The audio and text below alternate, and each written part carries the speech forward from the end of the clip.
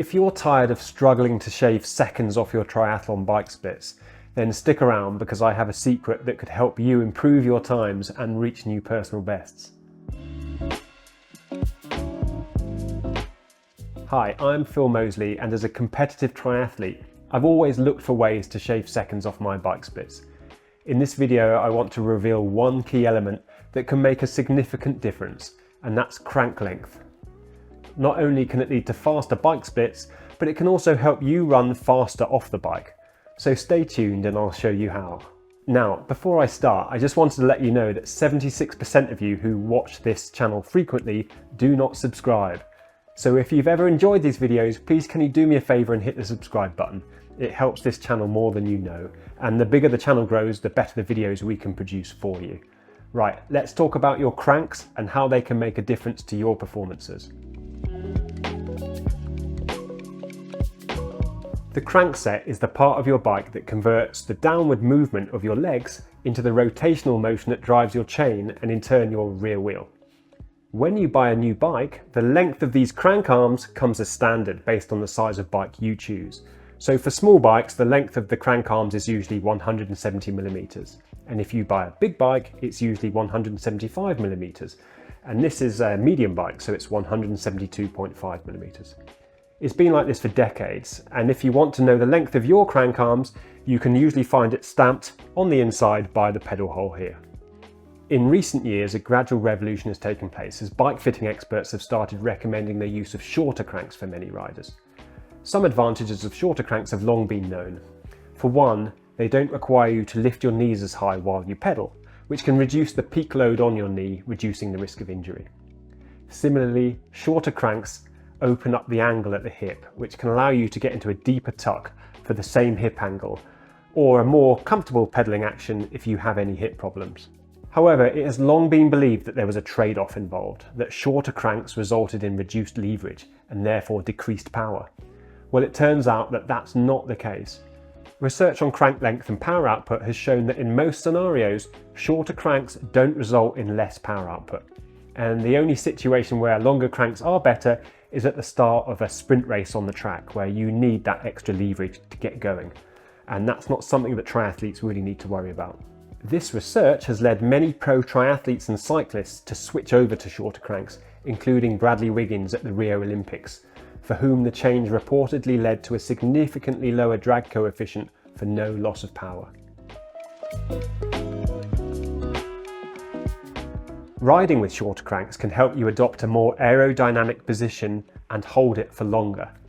That's because shorter crank arms provide more space between your knees and your chest as you pedal, so you can get into a more aerodynamic riding position without feeling like your knees are hitting your chest. If you decide to try shorter cranks, you'll need to raise your saddle too.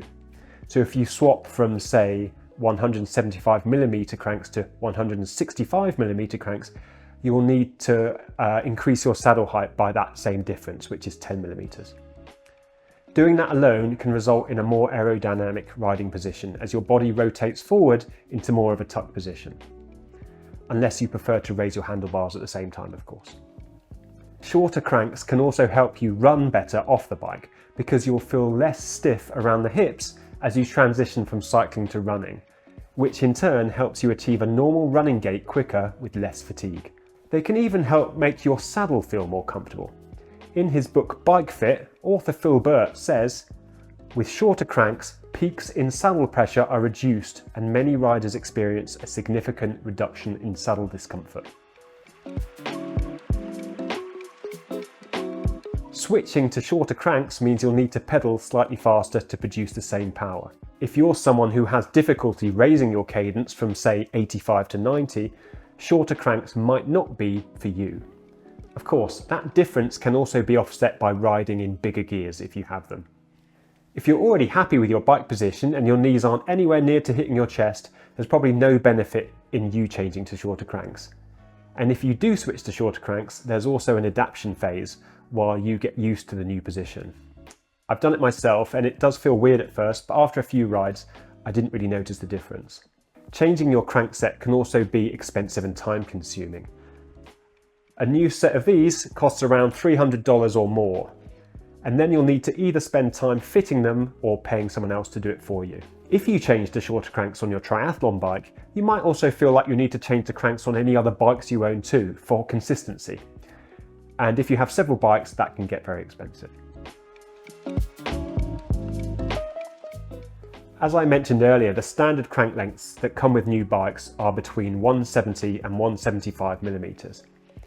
If you're thinking of making the leap to shorter cranks, bike fitter Phil Burt recommends trying 165mm cranks or 160mm cranks for those with shorter legs. Most manufacturers offer 165mm cranks, but not many make shorter ones. Shimano cranks go down to 160mm for their Dura Ace and Ultegra 12-speed cranks, and Shimano 105 12-speed and 11-speed if you can find them. SRAM offers just one 160mm road crank set in 12-speed Rival, and cranks made by Rotor come in lengths as low as 150mm, but they're expensive.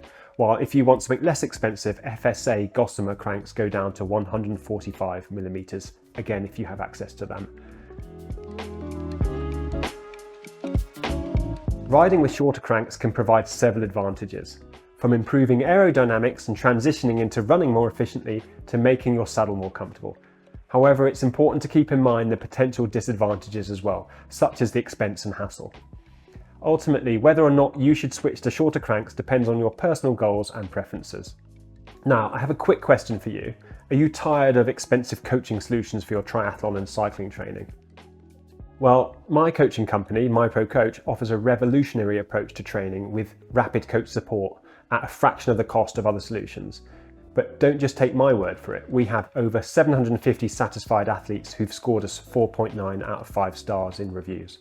Our expert coaches are here for you every step of the way, offering training plans and guidance tailored to your individual needs and goals. With our affordable prices, you can finally achieve the results you want without breaking the bank. Simply click the link on screen or in the description to get started now.